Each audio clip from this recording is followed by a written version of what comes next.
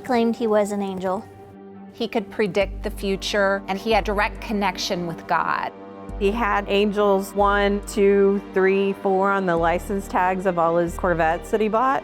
His word was sacrosanct, and no one challenged it, and he had complete authority. He began raping my sister and I, and he just always told me that I was broken and he needed to fix me. It was so surreal to know this was happening in our own backyard to these little girls who were so innocent. It's just a very bad feeling to just feel like you're trapped and you can't tell anybody and there's no way to get out. And that's the stuff that happens in California. That doesn't happen around here. This is Butler County 911. May I help you? Yeah, it's been a huge wreck out here from our house. There was a dump truck and there was a car and they hit head on. It's pretty apparent that she committed suicide, that she intentionally drove into that truck.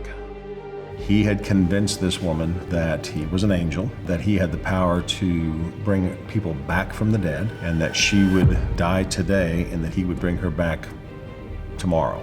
He would just say that their time was coming to go to the other side, but that they would be back eventually, which that never happened. Nobody ever came back. What's going on? What's happening here? I knew something was wrong. I can't sleep until I know what it is. Sure seems like there's a lot of people dying. No, how's that? Now that I know. Daniel Perez is taking the stand in his own defense today. He is accused of killing a woman and having sex with minors. He was much smarter and calculated than you would expect. Did you in any way force sex on when she was underage? No. Any way force sex on at any time by No. I don't know how else to define this other than as a cult, with the cult leader at the center of it who benefited from his cult members' devotion. They will call you the angel of death. I am God. I am the Almighty. We, the jury, find the defendant guilty. Amen? Amen.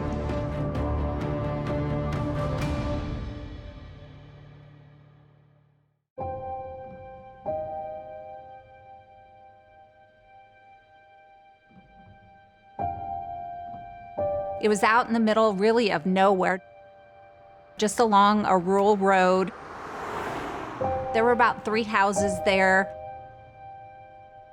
It was known as Angel's Landing. Made it seem like it was a beautiful, peaceful place to live. When I started this investigation, I was in undercover narcotics. Everything I heard from the beginning was that Lou was in charge of the group. This person named Lou, I was told that it was Lou Castro. But I couldn't find any record of a Lou Castro that lived at that location. He had his own religious beliefs. It was very different from anything that I had really heard. He believed in angels and he believed in a higher power. His word was sacrosanct, and no one challenged it, and he had a complete authority. Lou always claimed to be hundreds of years old, that his body was taken over by different angels. Those angels were named Arthur, Daniel, and Amber. Amber was the angel of death. He could predict the future, and he had direct connection with God. And so he felt like everybody who lived there was part of a special group of angels under his power. We were just all a big family.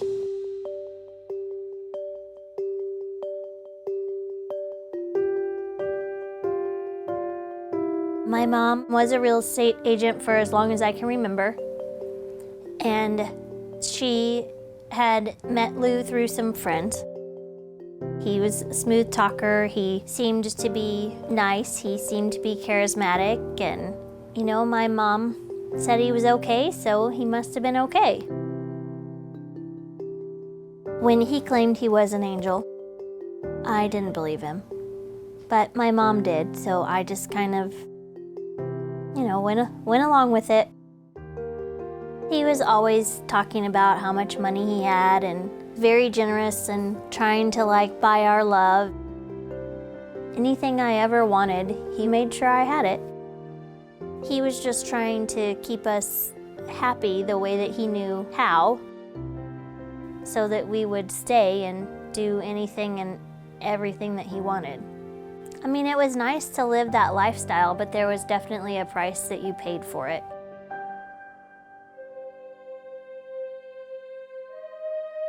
He had Angels 1, 2, 3, 4 on the license tags of all his Corvettes that he bought. This is his group. They like their Angels, and they lived like one big family. Anybody who buys new cars every 6 months and always Corvettes and Camaros and, flashy cars is going to draw some attention out in the middle of the country north of Wichita. I mean, how does that guy have all these cars and have this lavish lifestyle and no visible means of support? They had a model airplane, remote control airplane hobby. They were large model airplanes. An expensive hobby for someone that didn't work. The detectives originally thought that this guy must be dealing drugs to have this kind of money, but it ended up being so much more. It was very hard to know where the money was coming from at first. I would go out and do surveillance. I even picked up their trash a few times and dug through their trash to see if I could see any signs of what might be going on there, and it was unsuccessful. He gave us the Lou Castro name, and he used a social security number belonging to someone, I believe, a 90-some-year-old female in another state. And we knew he was hiding either from something he was wanted for, or he was hiding because he was committing crimes at Angel's Landing. Lou Castro was the name he was going by here, and that's all anybody knew him by for a number of years. After we moved here to Wichita and everything got settled in, he just began being not so nice of a person. He began raping my sister and I. I didn't actually know at the time that it was wrong, and I didn't realize that that was what was happening to me, but it was just a very uncomfortable situation that I really did not like. I just wanted to run away. I asked him what he was doing, and he just always told me that I was broken and he needed to fix me. He said that if I ever told anybody or anything like that, he would kill my dad.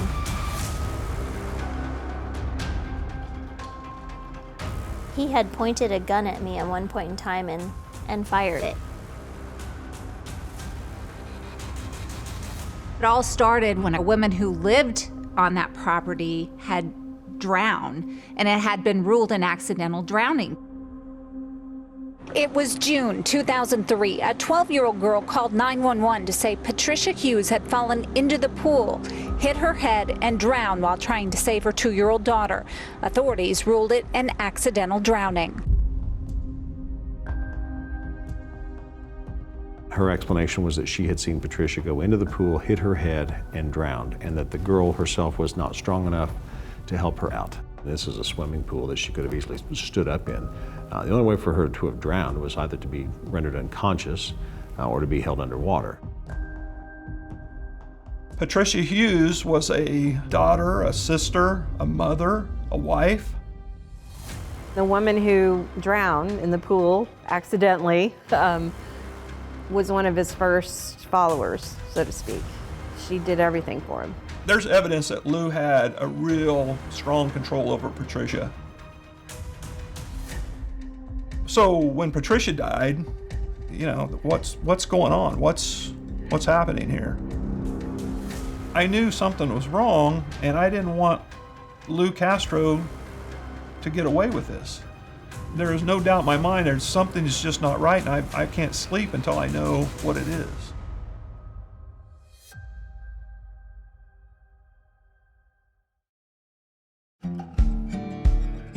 We knew there was this person, Lou Castro. We'd seen him, we'd talked to him, we knew who he was, but we didn't know who he was. We didn't know his true identity. Lou was from Beeville, Texas.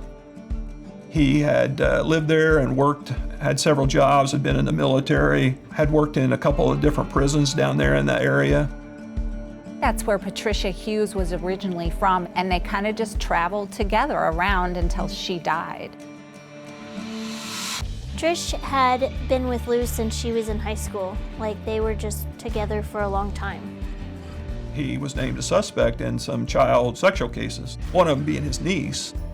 There's evidence that Patricia may have helped Lou hide from the authorities in South Texas when he committed the crimes that he committed in the 90s. When he was arrested, awaiting his sentencing, he fled. He fled to North Dakota, where he befriended a 14-year-old girl. We found the record of where he was arrested in North Dakota under another name, deported to Mexico, and then a short time later was able to get back across into Texas. He eventually got a Kansas ID card that actually had the name Lou Castro on it, with a birth date that was far from his original birth date.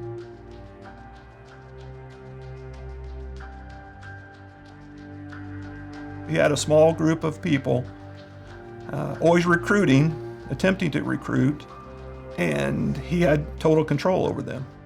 Mona Griffith, Patricia Hughes, and Brian Hughes, her husband.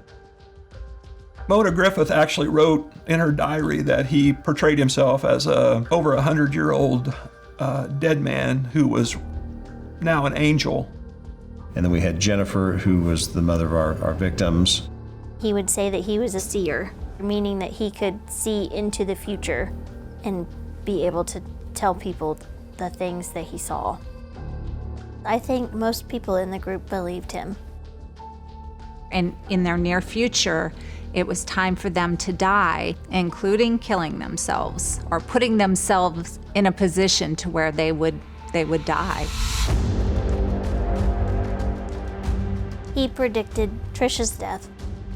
He had convinced this woman that he was an angel, that he had the power to bring people back from the dead, and that she would go ahead and die today, and that he would bring her back tomorrow.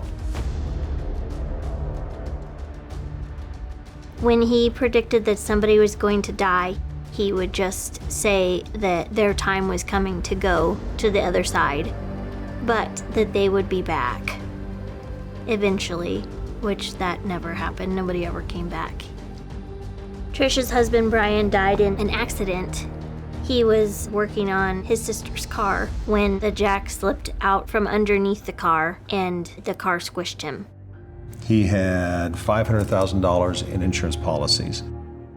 He knew how to take safety precautions, and he knew how to not let a car fall on top of him. I mean, the idea that he would let it slip and crush him like that, asinine.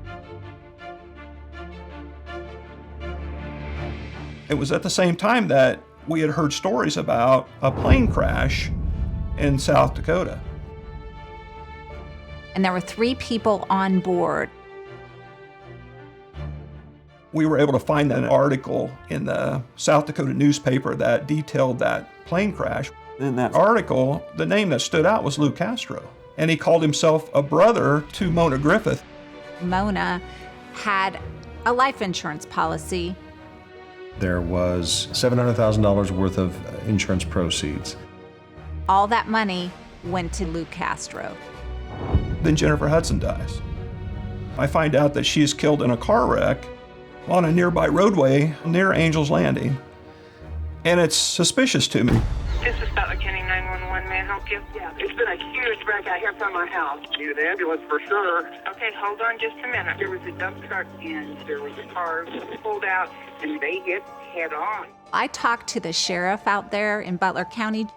He says Hudson crossed the center line, hitting a gravel truck head on. The line of sight bothered me because I start thinking,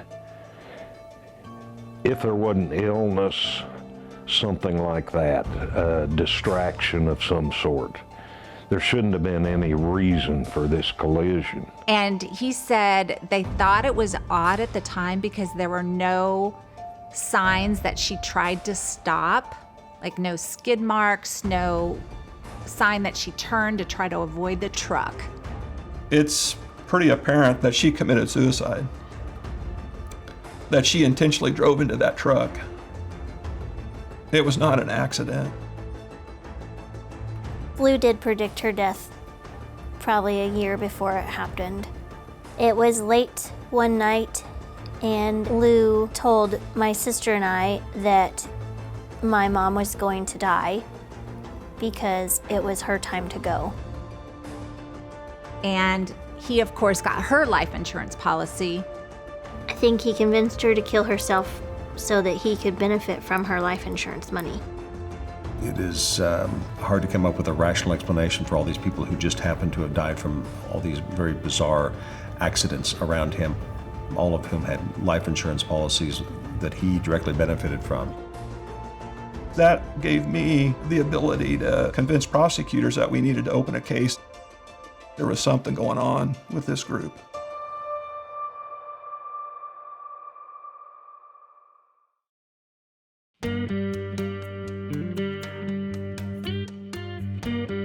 They packed up and moved to Tennessee. He was worried that we were looking for him. He had some sense that something was going on. He didn't know what it was, but he wasn't going to take any chances now. The new alias for Lou Castro was Joe Venegas. He actually had a driver's license and he had a Social Security card belonging to the real Joe Venegas. So he told the family members, you need to call me Joe now. And they did. And they went along with it. It was at that point where he actually entered a bank with several of the members of the family and signed a bank document as Joe Venegas. So I contacted the bank immediately and I asked them about this account. And I said, by chance, do you guys still have the video footage of the opening of that account? And as soon as we got it and looked at it, then we knew that that's Lou Castro posing as Joe Venegas opening that bank account. When I see that, I'm elated. I'm so happy that right there he's committing a crime right in front of our eyes by opening this bank account. So Lou Castro was charged with bank fraud, and it'll give us a chance to get a hold of Lou and finish our investigation. Before we ask you the questions, you must understand your rights. You have the right to remain silent. Anything you say can be used against you in court. You understand that? I understand that. He was in custody in Tennessee for his federal conviction. The federal prosecutor charged him with the 2-year mandatory identity fraud, where he had used a Social Security number and committed the identity fraud. We knew that we only had 2 years to get charges on him in Kansas to hold him and to send him to prison. So our backs were against the wall. I'm not going to talk anyone to you. You don't have to get a bathroom yet. I have to do that. I need to serious. I'll get you more argument. Once we put him in custody, that was the plan. Let's get his fingerprints and find out who he is, what's his true identity. And we ran him through the national database, but they came back not on file, which we didn't understand. You're in handcuffs, and I mean, you understand what's going on. We're George Sullivan with the FBI. I understand what something's going on. And this is laundry one with the sheriff's department. I want to go through some of the stuff with you, including trying to figure out, make sure that we know who you are. Okay. Let me back up and just a minute. You indicated you're using your name Joe Venegas for what reason? So that I can get insurance. Medical insurance? Okay. You were unable to get medical insurance before, and your true name was Louis Castro? Right. This is not a guy who is ever at a loss for words. You know, he's used to talking his way in and into what he wants and out about any bad situation, and so he had long explanations for his behavior. Trying to do this logically. And I'm trying to figure out who you are first. Well, I understand. And I hope you have better luck than I did. It was later, after his arrest, when I actually reached out to Patricia Hughes' family in Texas. And that was with a phone call to Patricia's mother, because we knew Patricia had been with Lou Castro since high school. She gave me a name of a person, Daniel Perez. I really couldn't get off the phone quick enough to immediately get a hold of the authorities in Beeville, Texas to find out who Daniel Perez was. They were able to send me a booking photo of Daniel Perez. Then once I saw that booking photo, I knew that's who Lou Castro was. That's when we first realized that there is no Lou Castro. His true name was Daniel Perez. I am Luis Castro. I was born. Okay, then what do you want me to say? What's your real name? Luis Castro. We started talking to Sarah the day we arrested Lou. My boyfriend at the time had met Lou a couple of times and had an uneasy feeling about him. It was my boyfriend's mother who helped me come to the realization that I was being. She said, "Sarah, honey, did Lou ever you?" And I said, I don't really know what that is. I don't know. And she said, "Did he have sex with you?" And I said, "Yes." And she said, "Did you like it?" And I said, "No." She said, "Did he force you to do those things?" And I said, "Yes, he did." And she said, "Sweetheart, that's called you were." I just felt sick to my stomach. And then my boyfriend sent an email to the FBI explaining everything that was going on. I was very upset, and I said, "That was dumb. You're gonna get us all killed. He's gonna kill me, he's gonna kill you and your family. That was dumb." Early the next morning, a couple of detectives knocked on my front door, and they took me downtown and they questioned me for hours.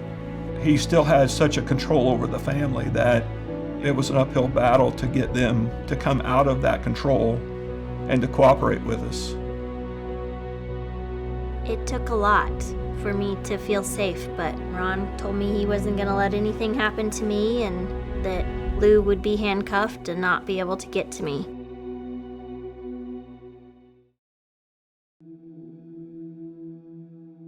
It was just so surreal to know this was happening in our own backyard to these little girls who were so innocent.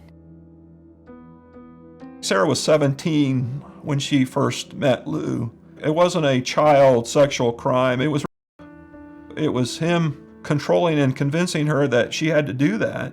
This was not an anecdotal situation. It didn't happen one time. You talk about a pattern of abuse that someone was subjected to over a long period of time. It's just a very bad feeling to just feel like you're trapped and you can't tell anybody and there's no way to get out. How am I responsible? That's what we're here to find out. That's what we want. How am I responsible for anything? Like I said, this investigation has been on for a long time. I'm the father figure, yeah, but I'm not in control, and I don't tell everybody this the way it's gonna be. But you're the father figure that has an influence over it. No, sir, and I do not control anything. I was fairly confident that we could prove and that we could establish a great number of these sex crimes, and that'd be enough to at least get him off the streets. I didn't think there was any way to get behind the homicide. It was cold in the respect that the time had passed and that the initial assessment from the coroner had been, well, it must have been accidental. Tell me about Trish's death. How did that happen? I was at Davis Point. They said that she had slipped when she was going in to, the baby had fallen in, the 2-year-old, fell into the pool. Trish ran into the pool to get her out. She slipped going in, she hit her head. That's what they said. How do we know that happened? Because that's what the paramedics said, and that's what the autopsy showed. How do we know that baby fell in the pool? Oh, was out there. The whole tenor of the investigation and of the case had changed dramatically when she decided to come forward. My sister said that she heard Trish scream, and Lou had actually beat her over the head and drowned her in our pool. And then he instructed my sister to call 911 and give them a story that Trish had slipped and fallen and hit her head while trying to get the little girl out of the pool. Prior to Patricia's death, Lou had called Patricia and Sarah's sister into a room and discussed it in front of them, what was going to happen, that Patricia was going to die, but that it's okay because I can bring her back. You know, you just can't hardly believe it's that you're saying it, and that's true, that that's what's happening, but that is what happened. You're obviously in control of these people because we talk to people. You could actually say it yourself. You control the people. You control their insurance policies, their life insurance policies. You help set all this up. I never said that. I said that I have always been there. You've always been there in control. So not only have you said it, other people have said it. You were the one that stood out in the mind. You were the one that had control over the group. You were the one that set bank accounts up. You were the one that told her how money to keep around. She's 26 years old when she died. She has no job, no income, and has a $1.2 million life insurance policy. So what happened to the money when Tricia died? I don't know. You just had to track the money back and follow it through the different accounts. Mona, who didn't have any money either, who declared bankruptcy right before that she bought the insurance policy. Who just happened to sign a date will weeks before she died in an airplane crash. Days before the crash. I understand that. They went together to the insurance agent and went into the insurance agent's office one day, showed up unannounced, and she purchased a very large life insurance policy. You could see Mona Griffith's policy proceeds being transferred to other bank accounts to move it around, to make it harder to tell where it came from. I don't remember. We have that will. We have that insurance policy that was bought just months before she died. I don't remember having a will. That you talked to the agent about, that you witnessed, and you witnessed the claims form. I really don't remember a lot of that. I really don't. Upon interviewing that agent later, some of the first things he said was there was no doubt that Lou Castro was the person in charge. You did it.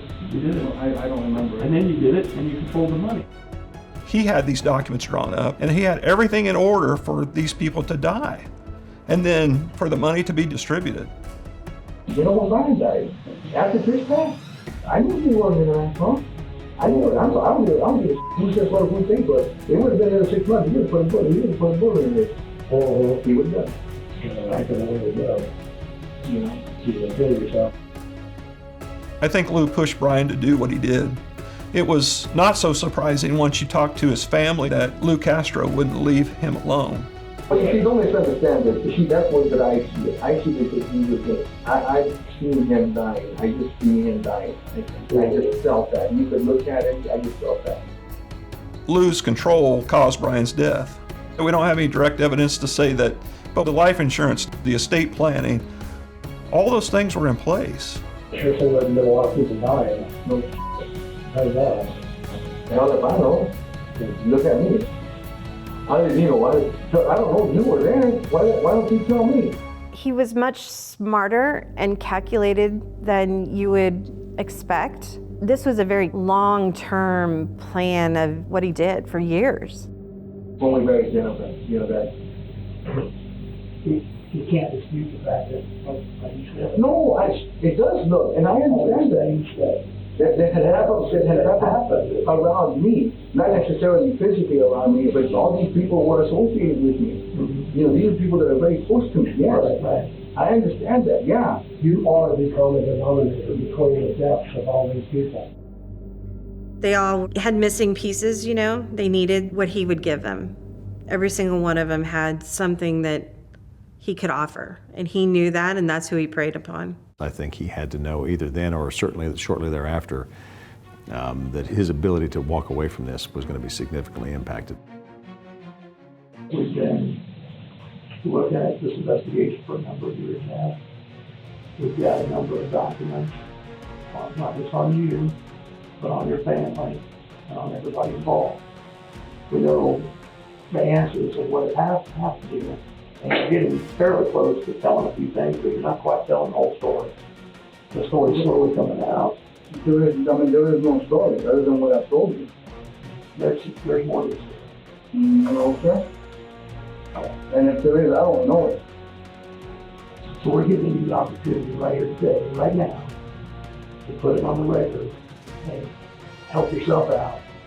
Before all this other things fall, all the other people don't have to fight some political Castro. You just said that you think that I had something to do with his death or how it evolved around me. I'm sorry, I don't know.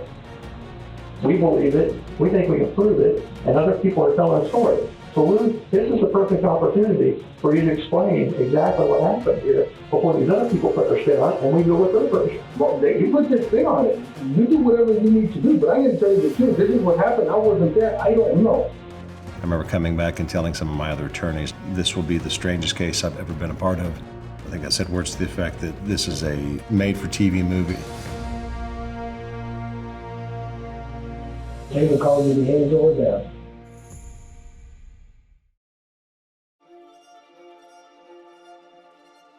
I don't know how else to define this other than as a cult. With a cult leader at the center of it who benefited sexually, financially from his cult members' devotion. That's the stuff that happens in California. You know, that doesn't happen around here.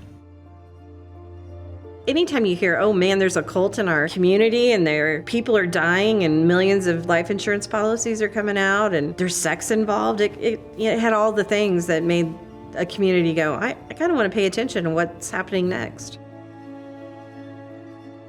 He was charged with murder, and then there were more and more counts. Perez is also accused of child sex crimes and told them he can see into the future and even bend time. When he made his first appearance, we were just stunned. He's a little man, he is short, and he kind of had long hair in the back, but just very confident. I got appointed the case, and everybody said, oh, you got that case. And I didn't quite understand the magnitude of what was happening to me until I read just the summary of what the charges were, and I'm like, okay, this was a big case. This was a big deal. I didn't know what to expect when I went over to see him in the jail, right? I have this guy, he's supposed to be a cult leader, and he just seemed like an ordinary person to me.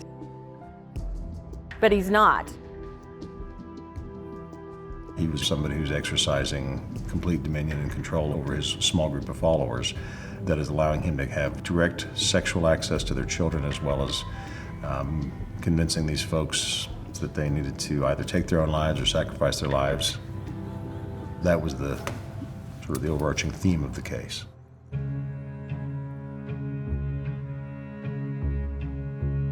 The state, Mr. Bennett and I will ask you to hold him responsible and find him guilty. They called him evil, and they said that he had just persuaded all these people to think that he was a prophet, which he was not. He was living off their life insurance policies and basically killing them or asking them to kill themselves so he could be rich. The defense said, he did not have anything to do with their deaths, and they were all just one big happy family there on Angel's Landing. I tried to stay on the track that it was an accidental homicide, disgruntled group against him. The sexual assault component of the case made it more difficult. Today, probably the prosecution's star witness took the stand. Sarah's sister had been Lou Castro's favorite person, if you will. He was enamored with her and she was enamored with him. And she would have done anything for him. She had a front row view to everything he was doing, and she was the victim of some of his most egregious behavior. There's a picture that I remember to this day with his arm around the victim when she was young, and he's holding a long neck beer bottle. Later we learned that he would sexually assault her with that. But to see how young she was with that bottle in the hand. And so the thing that I remember with her that was the real concern was, can she do it? That's a lot to ask of anybody to do, especially somebody who had been through what she had been through. But there were a lot of tearful meetings beforehand to convince her that she was strong enough to do this. To walk into a courtroom and be some 20 feet away from the person who did all of these things to you, while 12 strangers are staring at the side of your face, and tell your story. And when she came into court, she knocked it out of the park. She was fantastic. And I can't forget her testifying because she believed he made it rain.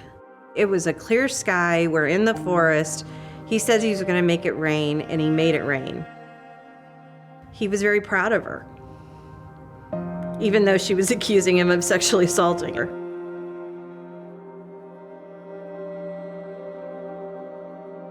To be in the same room with Lou as I was testifying was very terrifying. During the whole trial, Lou would rattle his handcuffs around the table or just do anything he could to try and gain my attention. It was very, very difficult to stand up and testify against him.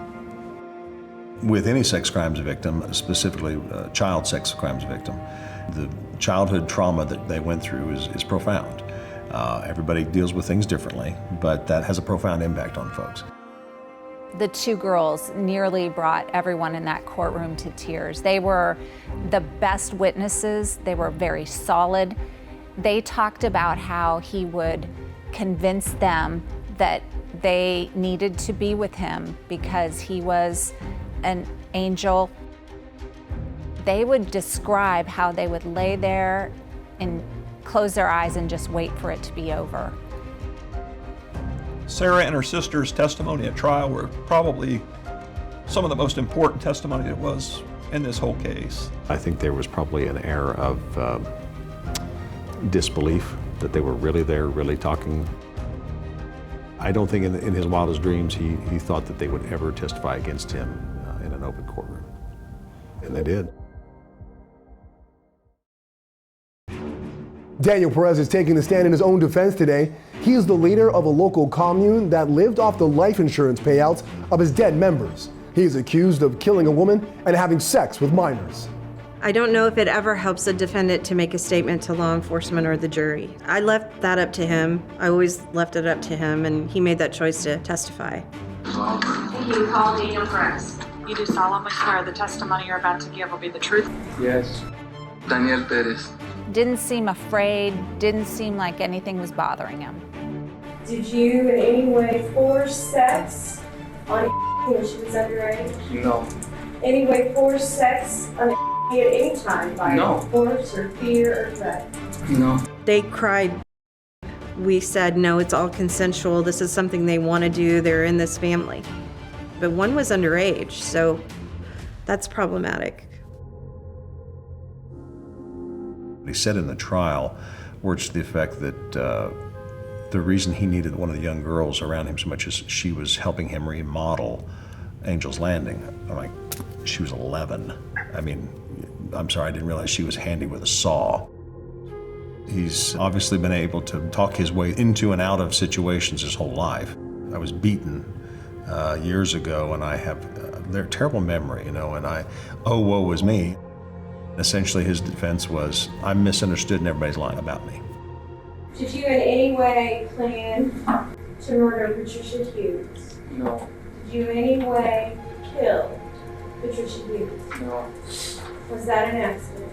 Yes. Were you even there when it happened? No. And our theory of the case was that he had taken her out into the water. She'd gotten in, probably voluntarily, and that he held her head down.